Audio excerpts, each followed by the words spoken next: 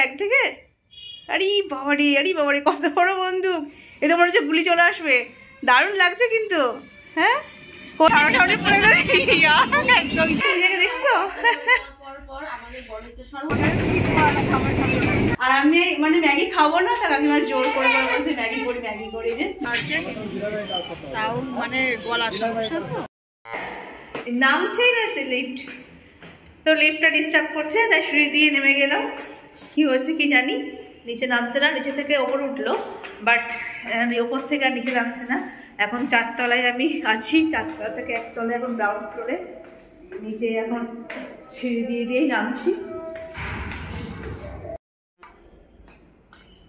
সিঁড়ি দিয়ে দিয়েই নামলাম 4 তলা থেকে গ্রাউন্ড ফ্লোরে। ফাইনাল নেমে গেলাম, তো চান করে খাওয়া দাওয়া করে রেডি হয়ে এখন যাচ্ছি হচ্ছে কোয়েলদের বাড়ি। কোয়েলের সঙ্গে আবার দেখা হবে, আজকে 1 জানুয়ারি, তো যাবো যাবো করে যাওয়া হয় না সেইভাবে।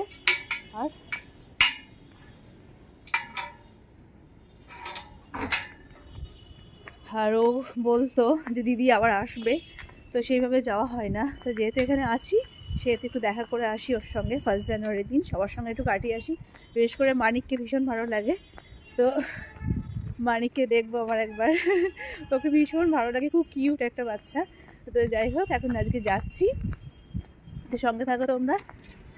তো বেরিয়ে আমি কিন্তু বাজার কলকাতায় ঢুকলাম। বাজার কলকাতায় ঢুকে কিন্তু একটা গিফট নিয়ে নিয়েছি মানিকের জন্য। এই দেখো বাজার কলকাতা, তো ওখান থেকে আমার অলরেডি কেনা হয়ে গেছে।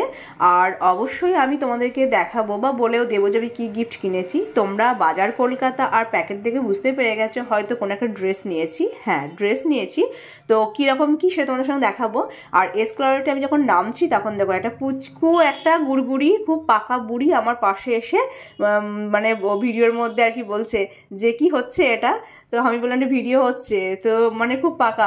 আমি হচ্ছে গুড়গুড়ি একটা, বলছে গুড়গুড়িটা কে, তাই বলছে আমাকে, বলছে গুড়গুড়িটা কে। তো যাই হোক, ও বাচ্চা মেয়েটা খুব খুব কিউট আর কি ছিল, আমার পাশে এসে দাঁড়িয়েছে, ওকে ভিডিওর মধ্যে একটু নিয়ে নিলাম। আর ওই ফাইনালি কিন্তু কোয়েলদের বাড়ি পৌঁছে গেছি। কোয়েলদের বাড়িতে পৌঁছানোর পর দেখলাম কোয়েল যে আগের দিন যে ব্লগটা দিয়েছে আর কি 31 ডিসেম্বরের, অর্থাৎ ওই যে পিকনিকের যে ব্লগটা, সেই ব্লগটা কিন্তু চলছে। আর বাইরে কিন্তু মানিক কিন্তু দেখো, মানিক বাইরে না খেলা করছিল, তো খেলা করতে করতে ওর মা জোর করে নিয়ে এসছে বলে ও একটু মানে দুষ্টুমি করছে আর কি, প্যাপ্যা করছে। তো যাই হোক, তারপর দেখবে মানিক কি করছিল আমার সঙ্গে, ও কিন্তু ভীষণ কিউট, কিন্তু খুব পাকা, মানে খেলছিল, তো খেলতে খেলতে চলে এসছে, সেই কারণে একটু মানে দুষ্টুমি করছিল, তারপর একটু শান্ত হয়ে গেল। তারপরে বাবারি আমাকে একটা বন্দুক দেখে যা করছিল তোমাদের সঙ্গে শেয়ার করবো আমি। তো আমি কিন্তু বেশিক্ষণ বসিনি, মানে গিয়েই তাড়াতাড়ি করে চলে আসবে বলে তাড়াহুড়ো করছিলাম। তার মধ্যে কাকিমা বললো না একটু ম্যাগি করে দিই, বসো, আমি তো খাবো না, তাও আর কি জোর করছিল। তো যাই হোক, এখন এই যে ব্লগটা আমি কিছুক্ষণ দেখছিলাম, বেশ ওর পিকনিকের দিনকে খুব নাচানাচি করেছে, হিউল্লোড় করেছে। আর কোয়েল কিন্তু একটু বাইরে বেরিয়েছিল, ওর মা কিন্তু ফোন করছিল, বলছিল যে তুই আয়, দিদি এসছে। তুই খেলা করছিলে, ওখান থেকে নিয়ে চলে এসছি বলে। হ্যাঁ বাবারে, বন্দুক, হরি বাবা আমাকে বন্দুক দেখাচ্ছে, দেখো কি বন্দুক, বন্দুকে গুলি আছে। আমার কিন্তু বড়মশাই কিন্তু পুলিশ, আমার বড়মশাইয়ের কাছে কিন্তু বন্দুক আছে। বার করবো আমার বন্দুকটা, মানিক, বন্দুকটা বার করবো ব্যাগ থেকে। আরে বাবারে, কত বড় বন্দুক! এ তো মনে হচ্ছে গুলি চলে আসবে। দারুণ লাগছে কিন্তু। হ্যাঁ, কোয়েল কোথায় গেছে? কোয়েল দিদি ভাই কোথায় গেছে? কোয়েল কোথায় গেছে বলো বলো। কেন তোমাকে নিয়ে যায়নি? এদিকে তাকাও, এদিকে তাকাও, এদিকে তাকাও, তোমাকে নিয়ে যায়নি? হ্যাঁ, নিয়ে যায়নি তোমাকে? তাহলে দিদি পচা। এটা দেখো তো কি আছে তোমার জন্য, দেখো এটা কি আছে, দেখো তোমার জন্য, দেখো, খোলো খোলো।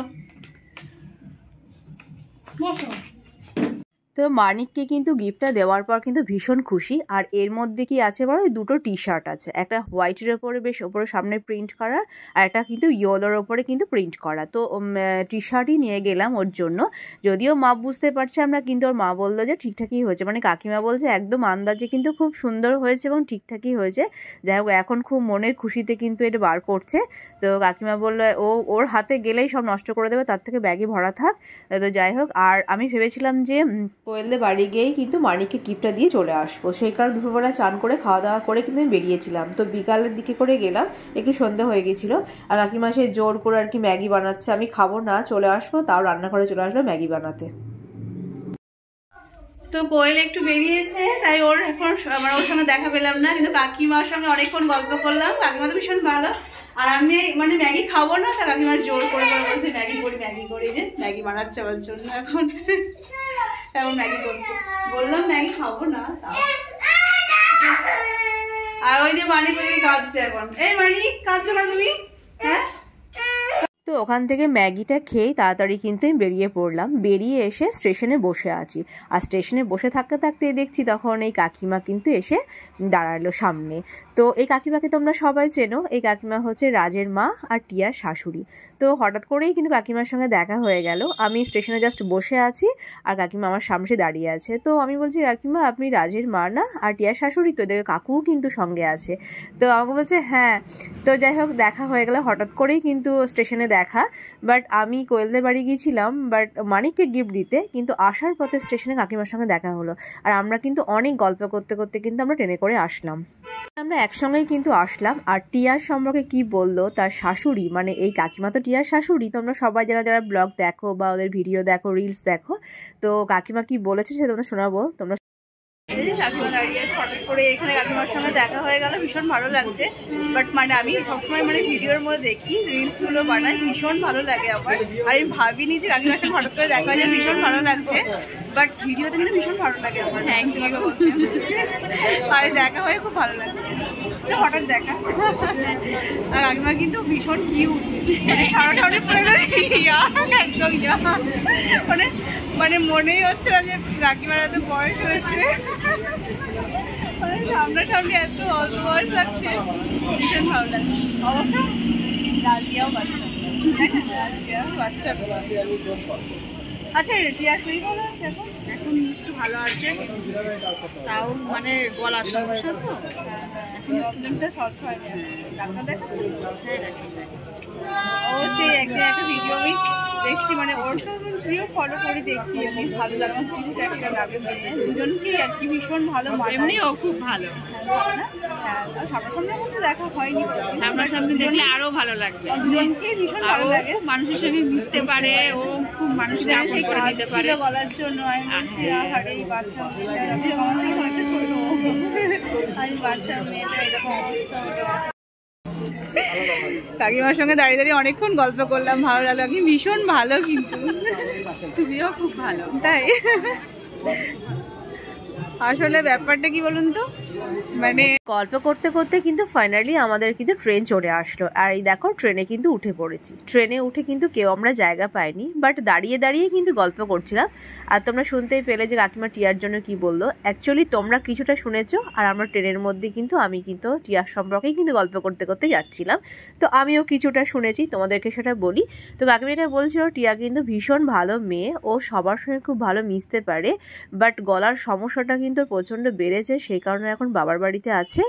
আমরা ভিডিওতেও দেখি যে শাশুড়ি বৌমার মধ্যে সম্পর্ক ভীষণ ভালো, আর রিয়েলি কিন্তু শাশুড়িটা কিন্তু ভীষণ ভালো, শাশুড়ি বৌমার সম্পর্ক ভীষণ ভালো। বাট কাকিমাকে আমার ভীষণ ভালো লেগেছে, আর কাকিমা আমাকে বারবারই বলছে তুমি খুব ভালো মেয়ে, তুমি খুব ভালো, এটা বারবারই আমাকে বলছিল। বাট যারা অপরকে বেশি ভালো বলে তারা নিজেরাই আলটিমেটলি ভালো হয়।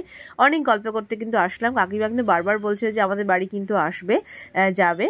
তো আজকে আমি নদিয়া গিয়েছিলাম, তো নদিয়া ডিস্ট্রিক্টেই কিন্তু এনাদের সবারই বাড়ি, তো সেই কারণে আরও দেখা হয়ে গেল। আর নদিয়া ডিস্ট্রিক্টে যেহেতু বাড়ি, সেক্ষেত্রে রাস্তাঘাটে চলাফেরার ক্ষেত্রে কিন্তু দেখা হতেই পারে। তো সেরকমই হঠাৎ করে কিন্তু আজকে কাকিমার সঙ্গে দেখা হয়ে গেল। তো রাজ টিয়াতে একটা কিউট একটা কাপেল, আর টিয়াকেও খুব ভালো লাগে।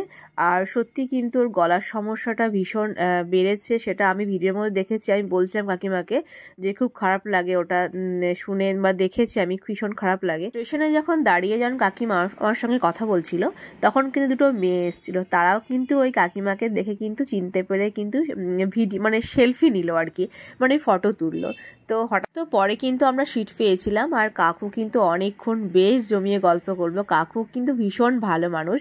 তো যাই হোক, আমরা গল্প করতে করতে অনেকটা আসলাম, আর তারপরে কিন্তু কাকিমারা নেমে গেল, আর আমি এখন শিয়ালদা এখন ঢুকছি, এবার বাড়ি যাব। তো ব্লগটা আমি শেষও করবো, আর কন্টিনিউ করবো না। তো ব্লগটা শেষ করছি। ব্লগের মধ্যে যদি কিছু ভালো লেগে থাকে তাহলে অবশ্যই একটা লাইক করে দিও আর কমেন্ট করো। ঠিক আছে, চলো এখনকার মতো টাটা, গুড নাইট। আশা করি তোমার সঙ্গে নেক্সট ব্লগে আবার দেখা হবে, নতুন কোনো ব্লগ নিয়ে আবার হয়তো হাজির হয়ে যাব। আর এই দেখো ফাইনালি বাড়ি পৌঁছে গেছি, ফ্ল্যাটের ওপর থেকে তোমাদের পুরো কলকাতাটা একবার দেখিয়ে দিলাম। চলো এখনকার মতো শুভরাত্রি। আশা করি সবাই ভালো থেকো, সুস্থ থেকো। চলো, গুড নাইট।